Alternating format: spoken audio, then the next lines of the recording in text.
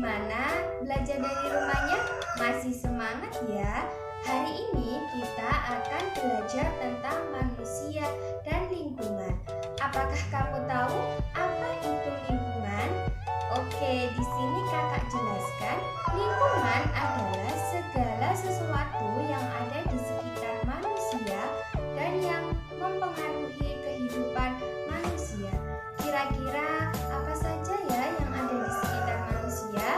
Banyak banget kan?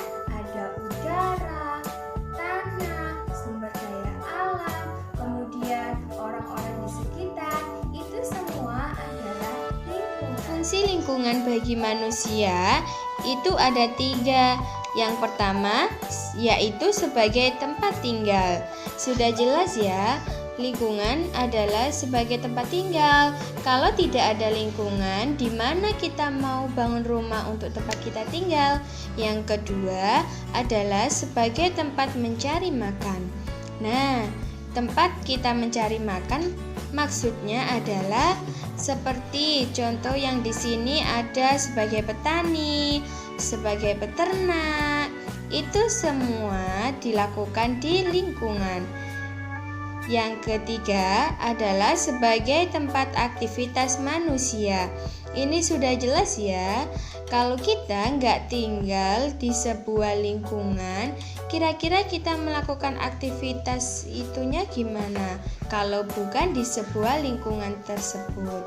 Dan aktivitas manusia itu bermacam-macam. Seperti belajar. Kalian belajar di mana? Di rumah sekarang. Nah, rumah itu sebagai lingkungan bagi kalian untuk saat ini. Kegiatan manusia ternyata dipengaruhi juga loh dengan keadaan geografis. Apa itu geografis? Mari kita ingat kembali.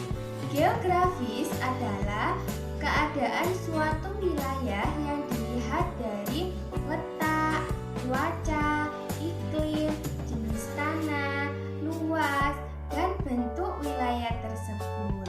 Contohnya dataran tinggi, dataran rendah, dan pantai. Sekarang sudah tahu kan kondisi geografis atau bentang alam? Nah, kondisi geografis ini dimanfaatkan untuk kegiatan ekonomi manusia. Contohnya di dataran rendah, yaitu sebagai tempat pabrik. Pabrik macam-macam ya. Biasanya pabrik itu adanya di dataran rendah. Kemudian pasar. Pasar ini memang nggak selalu ada di dataran rendah aja. Di dataran tinggi, di pantai juga ada pasar.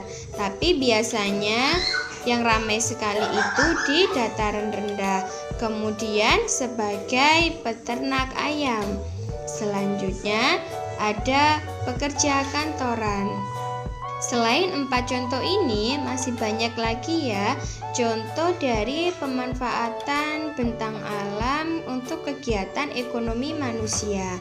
Nah, selanjutnya kondisi geografis atau bentang alam dataran tinggi yang bisa dimanfaatkan untuk kegiatan ekonomi manusia. Yang pertama, sebagai tempat wisata. Dataran tinggi biasanya banyak tempat-tempat wisata seperti air terjun atau wisata lainnya. Yang kedua, sebagai jasa penginapan atau villa.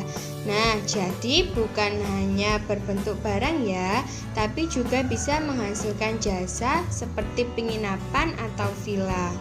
Dan yang ketiga adalah sebagai tempat bertani sayuran. Biasanya para petani sayuran itu biasanya banyak di dataran tinggi karena daerahnya sejuk dan tanahnya cocok untuk petani sayuran.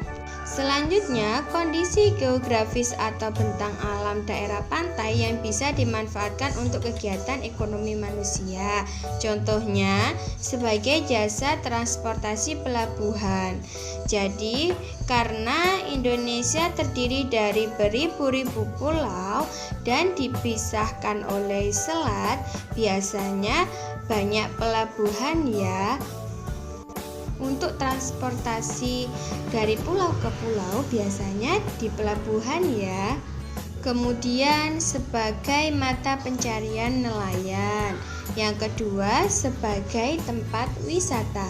Siapa yang suka berlibur ke pantai? Pasti banyak ya yang suka ke pantai. Ini hanya beberapa contoh saja. Di pantai masih banyak sekali kegiatan ekonominya.